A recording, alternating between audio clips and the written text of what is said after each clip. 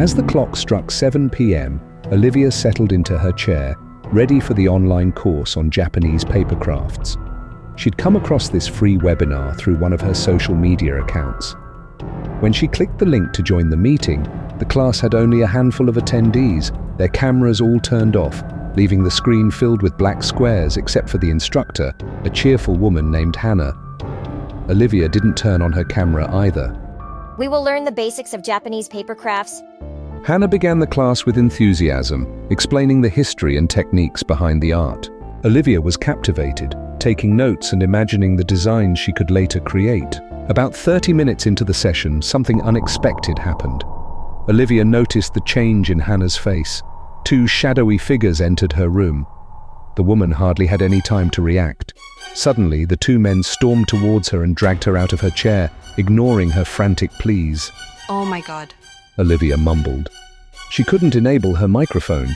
It had been disabled by default by the host. One by one, the black squares from the attendees started to disappear, leaving only Olivia frozen in her seat, unable to tear her eyes away from the screen.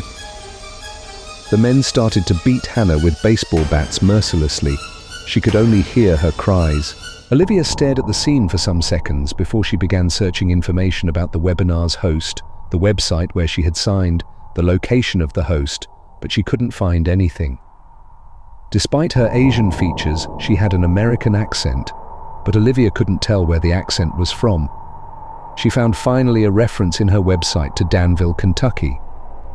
The men finally stopped and left the body crumpled on the floor until one man stared towards the screen. As Olivia searched Danville information, the figure appeared on the screen, one of the men. He was covered in black with a mask. She could only see his blue eyes. He glared directly at the camera, his eyes cold and menacing. We can find you.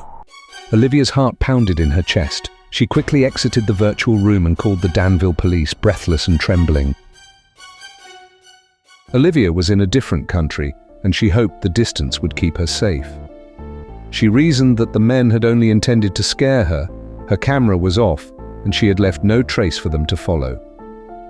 When she registered, she had only left an email if the men got a hold of Hannah's computer. Days passed in a blur of anxiety and paranoia. One morning, she was doing yoga online to calm her nerves. This time, the attendees were with their cameras on. She knew all of them. Then suddenly, a sudden rush of new participants joined the call, none of them with their camera on. Her yoga teacher and her classmates disappeared from the call. She heard footsteps inside her apartment. Her blood ran cold. She turned slowly, and there, standing in the doorway, was a man who looked exactly like the one from the video. As one man grabbed Olivia, the other approached the computer and let the remaining yoga participants know. We can find you too, you know. Free webinars. Do you always know what you will find on the other side of the screen?